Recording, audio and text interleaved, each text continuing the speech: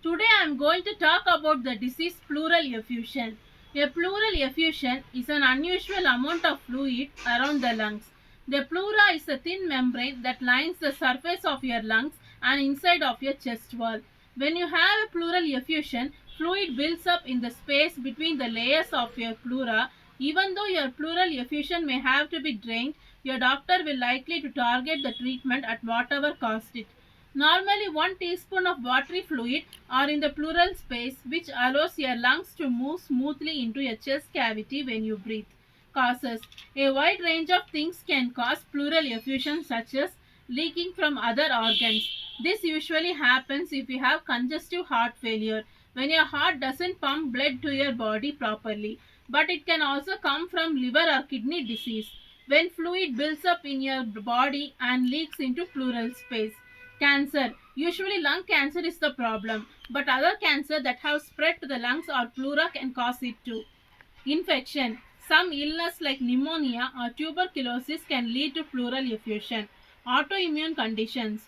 Lupus or rheumatoid arthritis are some disease that can cause it. Pulmonary embolism. This is a blockage in an artery in one of your lungs and it can lead to pleural effusion. Symptoms. Symptoms of pleural effusion is moderate or large sized, or if there is also an inflammation. Symptoms may include shortness of breath, chest pain, especially when breathing in deeply, fever, cough. Diagnosis: your doctor will inquire your symptoms and give you a physical exam. He will examine you with a stethoscope. To confirm you have a pleural effusion, you will need to get imaging tests such as chest x-rays. Pleural effusion appear white on X-rays while airspace look black. X-ray films can show if the fluid flows freely into the pleural space. Computer tomography. A CT scanner takes many X-rays quickly and a computer constructs images of the entire chest inside and out. CT scans show more detail than chest X-rays do. Ultrasound. A probe on your chest will create images of inside of your body which shows up on a video screen. Your doctor may use the ultrasound to locate the fluid so that they can get a sample for analysis.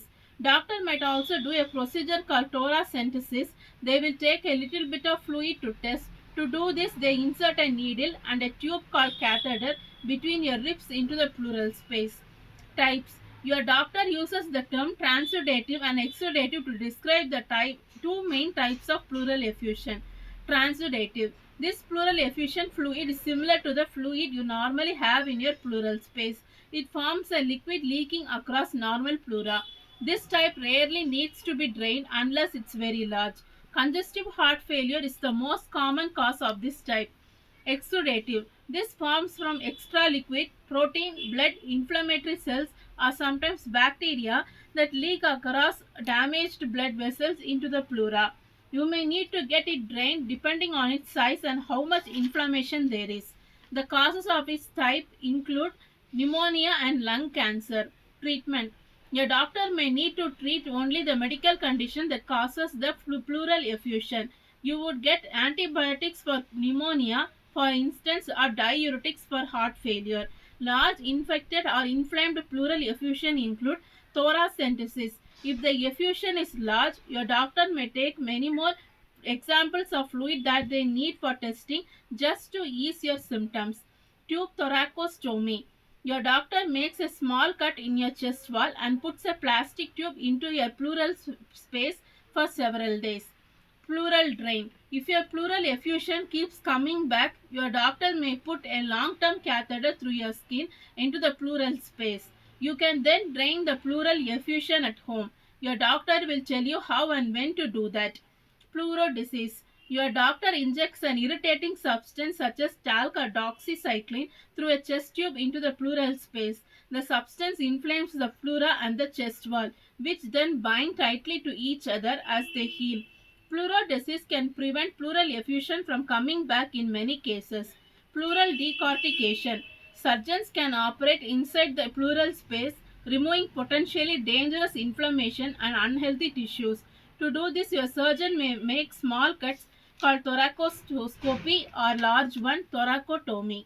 Foods for pleural effusion. Fruits like pineapple, grapes and berries, lean meat and fish, whole grain breads are a good source of healthy carbohydrates. If you want more information, please like, share and subscribe to my channel. Thank you.